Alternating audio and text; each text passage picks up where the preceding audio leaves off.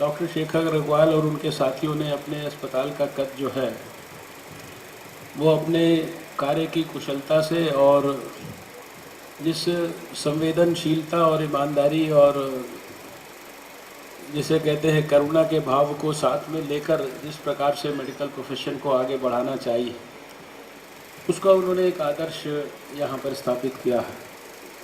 और इस अस्पताल की जो प्रोफेशनलिज्म वाली विशेषता तो अपनी जगह पे है, लेकिन जो आज मेडिसिन में से बहुत स्थानों पर जो उसका ह्यूमन फेस गायब होता जा रहा है, मुझे खुशी है कि इस अस्पताल से जुड़े लोगों ने उस ह्यूमन फेस को मेडिसिन के अंदर बचा कर रखने की कोशिश की है।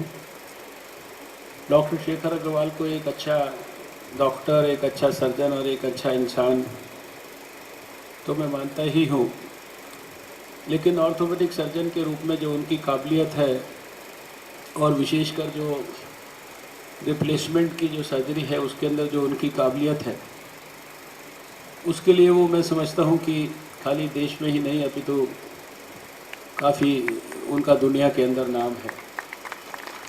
मैंने अपनी बहुत वर्षों पहले, कुछ वर्ष पहले, मेरी माँ जो अपनी नी रिप्लेसमेंट का ऑपरेशन नहीं कराती थी और लगभग कई सालों से तड़पती रहती थी, परेशान होती थी, लेकिन मेरे सैकड़ों हज़ारों बार कन्विंस करने पे भी सर्जरी के लिए तैयार नहीं होती थी। तो वो कहती थी मैं चक्कू नहीं चलवाऊंगी, और बहुत परेशान थी, बहुत जिसे कहते हैं कि काम काज की दृष्टि से अपंग हो गई थी, तो हमें बड़ी तकलीफ़ होती थी।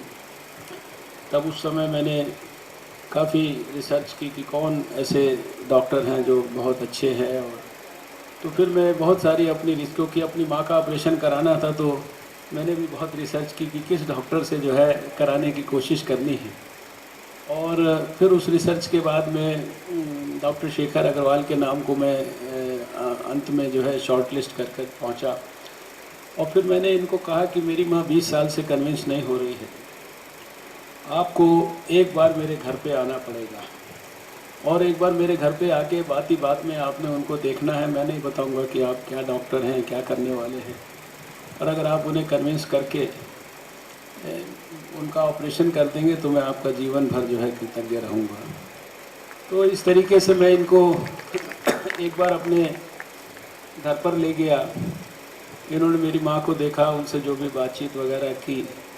अब मुझे पता नहीं कि इन्होंने कौन सी मैजिक रेमेडी अपनाई कि उसके 3 या 4 दिन के बाद होली थी, तो इन्होंने वो पहली सीटिंग में ही उनको जो 20 साल से मुझसे कन्विंस नहीं हो रही थी, एक तो उनको कन्विंस कर दिया, और कन्विंस करने के बाद इन्होंने कहा कि माता जी अभी 4 दिन के बाद होली है, होली के बाद आपका ऑपरेशन करने की योजना बना लें।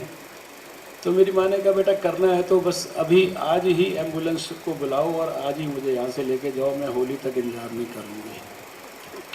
और फिर इन्होंने उनका ऑपरेशन किया, और ऑपरेशन करने में जो जिस कारण से मैं डॉक्टर साहब की बड़ी इज्जत करता हूँ विशेष, तो इन्होंने ऑपरेशन के पहले मुझे कहा कि डॉक्टर साहब आप ऑपरेशन थिएटर में रहकर ऑपरेशन देखना चाहो, अपनी माँ का तो देख सकते हो।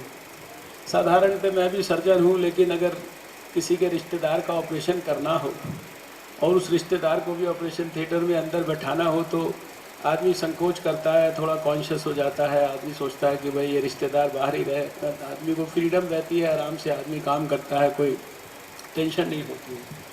तो मैंने सोचा ऐसे फॉर्मेलिटी के लिए कह रहे होंगे, लेकिन उन्होंने कहा नहीं नहीं आप, मैंने कहा नहीं रहने दीजिए। कह रहे नहीं नहीं आप, अच्छा लगेगा, आप बेशक अंदर बैठो, बाहर आप टेंशन में रहोगे, आप अंदर बैठ के पूरी सर्जरी देखो। और आप आश्चर्य करेंगे कि मैं पूरे ऑपरेशन के अंदर बैठा रहा।